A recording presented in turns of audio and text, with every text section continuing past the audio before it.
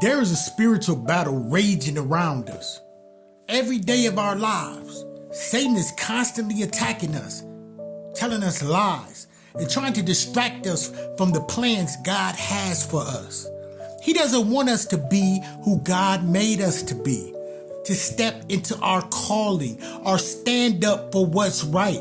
He knows that if he can keep us down, thinking that we're incapable, inadequate, unattractive, unworthy, and unwanted, then he wins.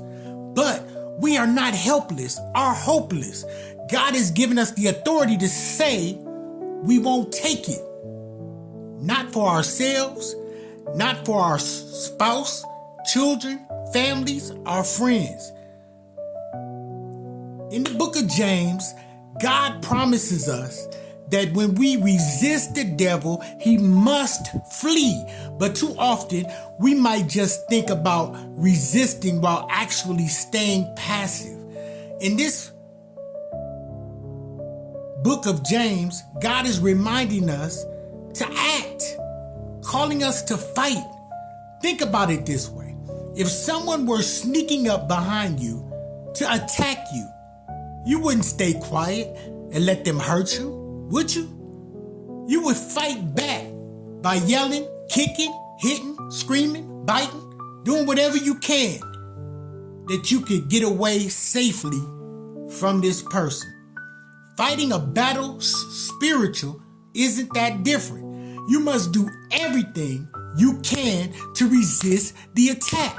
God has given us multiple weapons to fight the enemy, taking our thoughts captive, worship, prayer, staying involved in Christian community.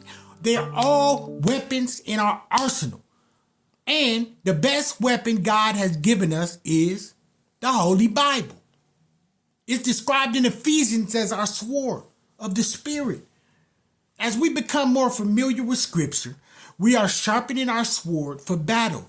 We can deflect the lies of the enemy by speaking God's truth and promises over ourselves, over our situations, over our families. The enemy knows that if he can keep us fearful, hopeless, and isolated, then he can steal us from the opportunity that we have to win more people to Christ. Satan is desperate to convince us that we're not enough and we can't make a difference because his future is already written and he has lost. So take a moment to acknowledge that you're in a spiritual battle and the eternities of your loved ones are at stake.